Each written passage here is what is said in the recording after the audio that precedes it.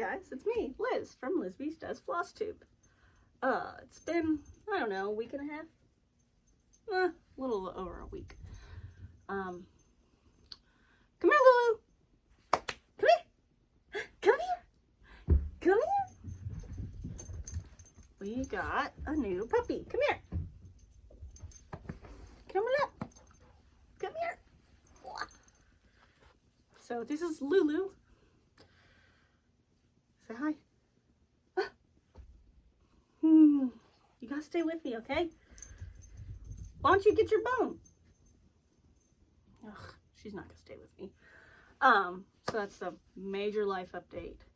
My mom has been looking at the dogs online every day for months.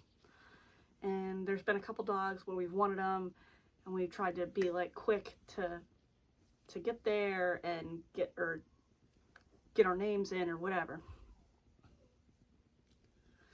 And hold on, I think she rang the bell to go out. Okay, sorry. I thought she rang the bell. I think she did.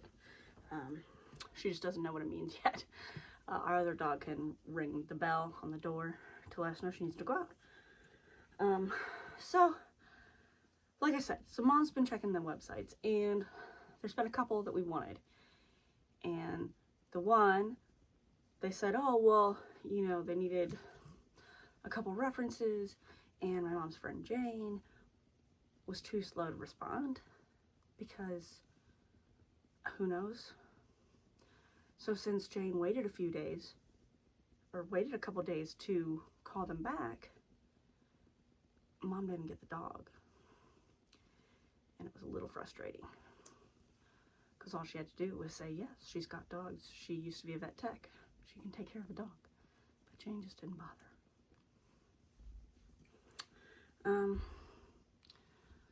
So still, she's been looking and looking, and this time she said, I really like this little dog, and she showed me on the website, and I was like, she's really cute. I think we should look at her. I think we should meet up. So she filled out an application, and then it was later that same day, she got an email notification saying she was denied. And she thinks, like, what could be the reason?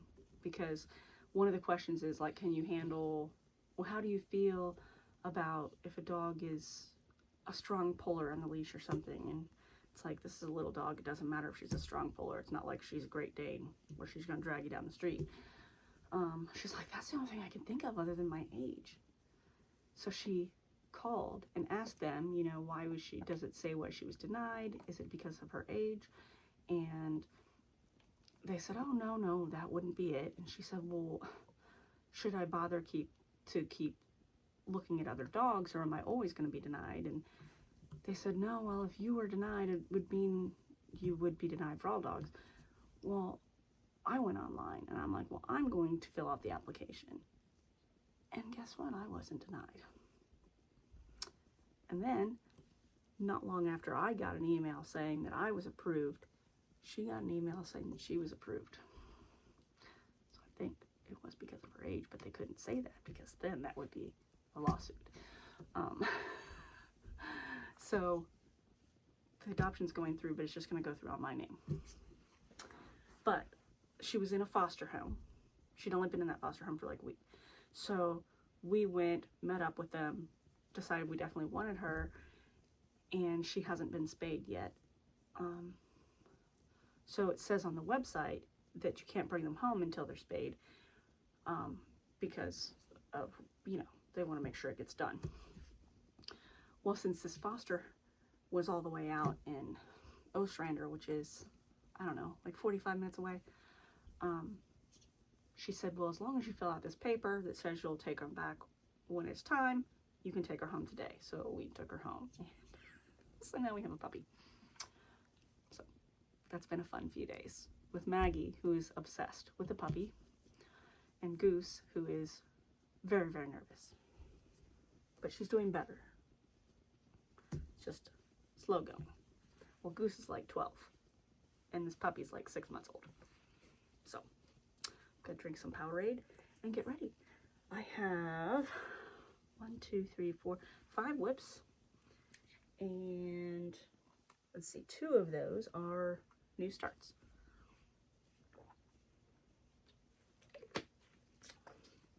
And I will show you this first because they're right here. I watched a tutorial on how to make grime guards.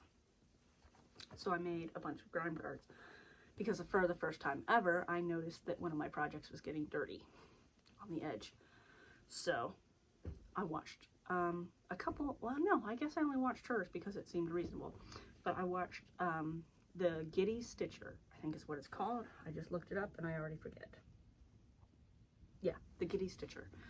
She has a really cool tutorial. They are super simple to make. You just take your measurements of your Q-snap or your hoop and you do math and you make it, and it's super simple. And you can just use fat quarters. You don't have to have like yardage. So I made this summertime one,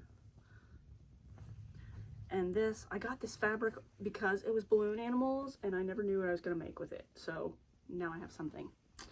And then I only have like 1 Christmas project. No, 2, I guess. So I had some Christmas fabric. Wait, which way? This way. And this was just a fat quarter that I got from Walmart. And then I've got the first 3 I made. And then I've already got some fabric already cut and ready to go for a couple more. Now I made mine so they would fit 8 by 11 Q-snaps. So it's, you do your measurement of your Q-snap, so 8, 8, 11, 11, add that together, and then you add 2 inches, and that's the length, and you want it 6 inches wide. So easy enough, 40 inches. Which if you measure across your fat quarter and do 6-inch strips of fat quarter, just 2 strips of fat quarter will give you 40 inches. Easy enough. So I made this one that's bees. I made another one that's like Art Deco-y. And then this one's like mermaid scales. So that's that. Now, on to the whips. So I worked on my mandala spider. I started the Winter Waltz by Carolyn Manning. So that's one of the new starts. And then I started my Galliard by Long Dog Samplers. And then I also worked on my Black Cat. And I stitched for one day on Spangled. And I did put in a few stitches on Sakura, but not enough to even count. I think it was like maybe 50 stitches. It might not have even been that many. So I didn't even bother taking a picture of it. So it must not have been very many. So here is where, let's start with the spider.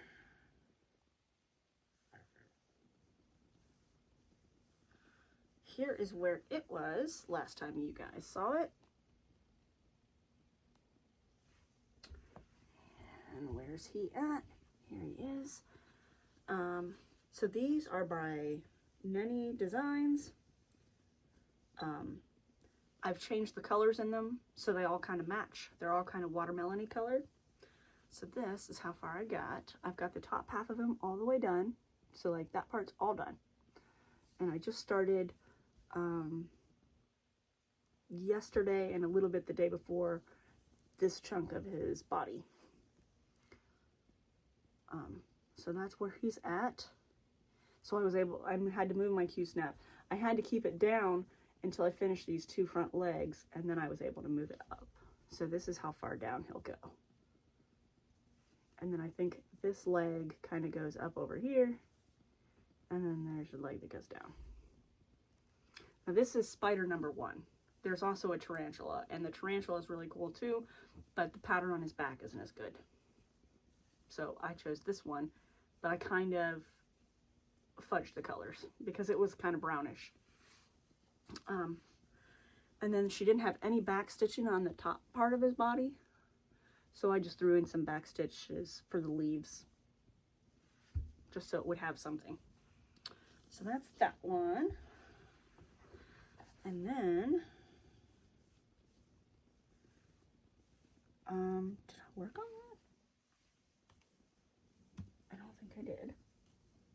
No. And then the black cat, I can't think of what this one's really called. It's probably like Black Cat Pumpkins, something, something. Black Cat Moon Pumpkins. I don't know, it's just a bunch of words. But this is where he was. His eyes are so cool. And this is how far I got. So I started working on kind of I wanted to get some zeros. So this is all of this color, this part of the circle. And then there's another color that's like just around this circle. So I'll work on that a little bit. I did some more of his black. The tip of his ear comes up to like here. So the tip of this ear probably comes to like here. So he's pretty cool. I don't know about this. This is the Amazon gray fabric that I got. I thought it was still sitting right here. I must have put it away. It's a little, it's not as stiff as I think they are the same ones that I get this oatmeal color, but the oatmeal's a little stiffer. Hold on, I think the doggy's coming back in. Sorry, I wasn't expecting to have to do as much editing.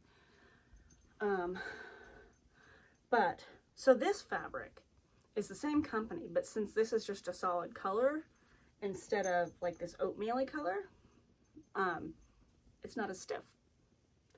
So, it's a little, I mean, it's still good. It's not as floppy as Picture This Plus, but just a little different. I have to keep tightening it, but it works. So that's that one and that one. The next was my other new start since last time. So I don't have a before picture, other than the autumn waltz. So this is my start on winter waltz. This fabric. There. So this is winter waltz. So it's blues and purples.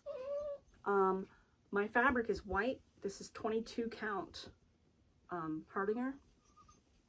So that's a little harder to work with. And it's not really hard to work with. It's that sometimes your thread wants to slip to the wrong spot because it's not woven like Ada's 4 strands this way, 4 strands this way, but they're kind of interlocked 4 strands, and then the holes are up here. Well, Hardinger is just on top of each other. So sometimes your thread wants to slide where it's not supposed to be.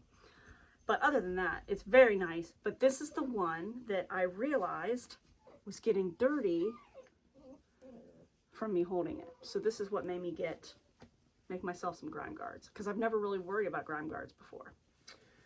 So that's that start. But since it is on white fabric, I did have to make some adjustments because there's lots of white in here. There's lots of 3865. So I decided I'm just going to blend one of the light blue colors with 3865. So it's just a hint of blue, so it'll show up. So not much, but at least it'll be something. Because the other ones are very brightly colored. So this one's the winter one, so it's blues, and then there's some lilac-y colors. Oh, it's so pretty. She has it on, her model is stitched on like a dark blue fabric. Well, I'm stitching mine all on one, so it's white. Then my other new start, because that was one, so my other new start is my Galliard. I think this was a new start. Yeah, from Long Dog Samplers. And this one, I was gonna wait to start it until I got my gray floss, but I didn't want to wait.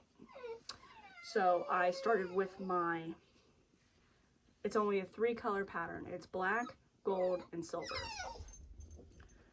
So, or black, gold, and gray. So I am switching my black for the peacock. It's from Night Spirits Calling. So that's my peacock is where the black is. And then I'm using Goldfinch from Forbidden Fiber Co. as my gold. And it's not variegated, but it's very pretty, and it almost looks like it's shiny, but it's not. And then the gray I'm using is Night Spirits Calling, or Night Stalkers Calling. Ooh, Night Stalkers Calling. It's called Tin Man, and it's variegated gray, kind of silvery. Now, he only had 3 skeins left, so, and I ordered 2 because I needed 2. Lulu, you're fine! I only needed 2, so I ordered 2. Well, they're from 2 different lots, like dye lots. So one of them is a little brighter than the other one, so I'm just using 1 strand of each as I go. That way it's blending the 2 dye lots, so I don't have to worry about half of it being too light. It's the easiest way to solve that problem. And then my animals, they're squirrels, birds, and some flowers and little butterflies.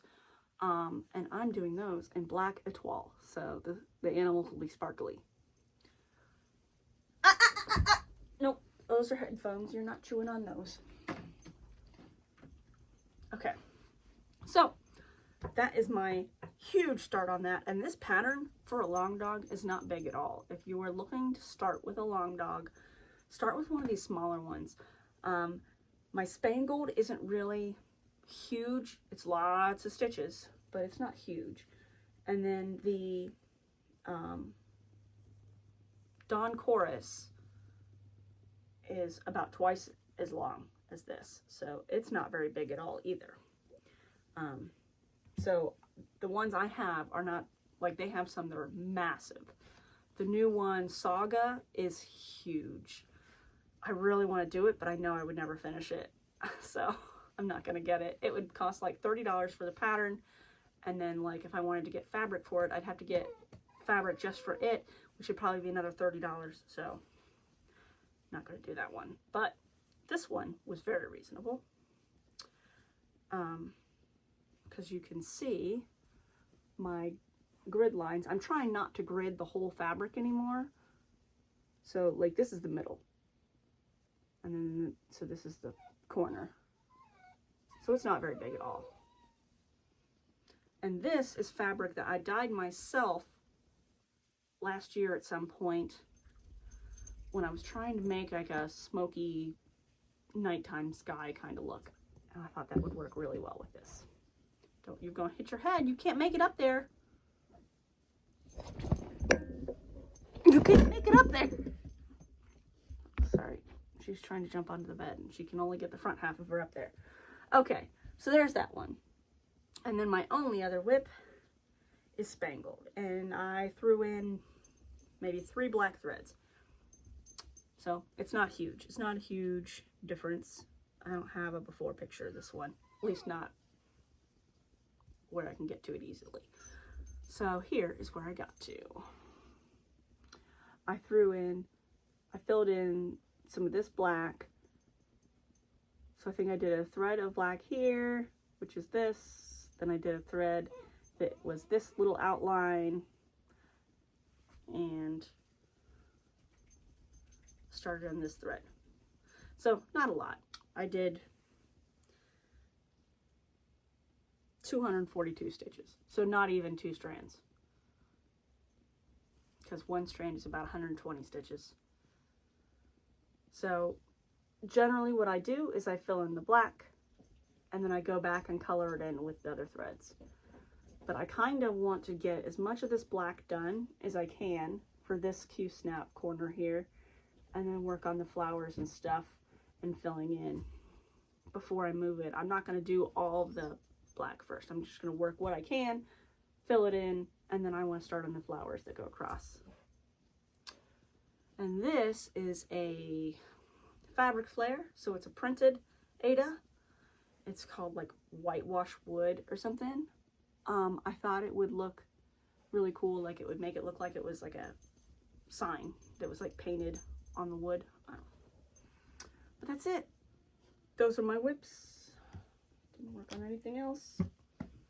I still have to make a grime guard for this guy because it also helps with the grime guards. It helps contain this extra fabric. So this one, I need one that's, I think, 50 inches long. So I just have to make another one so I can put it around this. And then I will probably make one for this little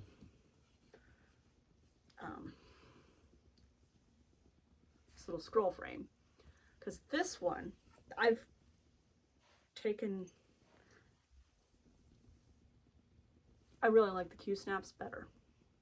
They're lighter. I can prop it on my stomach and stitch.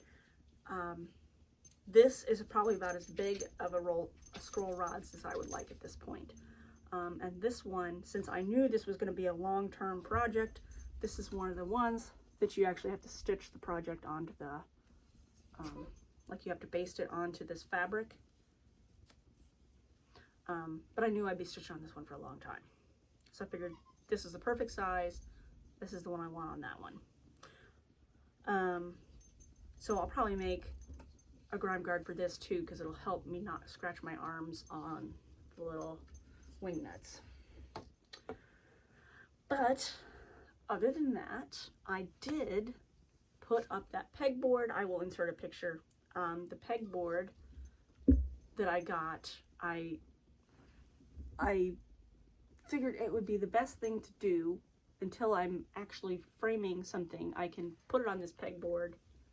So here's a picture of that. So I rearranged the stuff on my walls, put some stuff away, put away one thing, moved something from one side, moved something else over there so I could have room for this pegboard, and I think this is going to work much better. The puppy, her crate, is in my room now, and I had to put, the only place it would fit was in front of my closet, so my closet door that was all my floss hanging down, all that floss had to be put away so she doesn't chew it on it all and ruin it all. So that's all crammed into a drawer until I can figure out where I'm going to put it. So I'll probably empty out one of these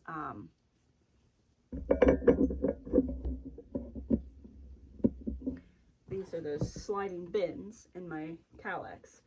This one I could probably empty out and put the floss in there. So that'll be another project, but it's okay. It's just like, it was like, well, where are we going to put her crate? Because now Goose has a crate and she has a crate, and it's like, we have so much furniture in this house that there's not really anywhere to put it. So it was either put the crate in my room or put this pink chair that's downstairs in my room, because my room's got the most room left in it. So crate it was. Oh, she is a little love bug. There she is. Look. Right there. So, I've been stitching today. I stitched, I think I did pick up the spider, I think was all I've stitched today. I just stitched a little bit of this pink. I'll probably have him finished. I can probably finish this abdomen part today and probably finish the legs tomorrow, and he'll probably be done tomorrow. So next week I should have another finish, and then I'll move on. I'm either going to do the ladybug next. I need to just, I'll do that. I'll insert a picture over one of these sides. This side, I think. Of what this plan is for these bugs. Because I was thinking the spider was going to go in the top corner, but he was wider than I thought. When I was looking at the dimensions, he's shorter than he is wide, and I was looking at it with the numbers the other way, like he was taller. So he ended up going down here, so the ladybug will have to go up front or up top. So I think the next one I'm going to do is the bee, because it's got some different colors in it. It's got these colors, but then it's got like black and gold too. Okay, so this is what he's charted as, the bee. But I changed some of the colors in the middle to the watermelon-y colors. But I did leave some of the blues in the wings to make it so they were like iridescent see-through kinda. Whoops, I didn't mean to. And then there's also the ladybug, which luckily the way he's placed, her count is like her stitch count is for like the whole space, and he's smaller than that whole space. So this is the ladybug, and it's mostly got the colors I need. It's just a little bit different of the pinks and greens. So I think I'm going to do the bee next. So next time you will probably get to see what I have going on him. And then depending on how much space I have left over, I might be able to get the dragonfly in, because it's not as wide. It's longer, but part of the length is just its tail. So I think it will fit in this one little space. It just depends. So we will see. So I will probably finish that spider, like I said, tomorrow. If I finish it before I finish editing, I will add that in right here. But we will see. So say bye-bye, Lulu. Say bye. See you next time. Yeah. Yeah, you're a cutie. Okay, see you next time. Bye.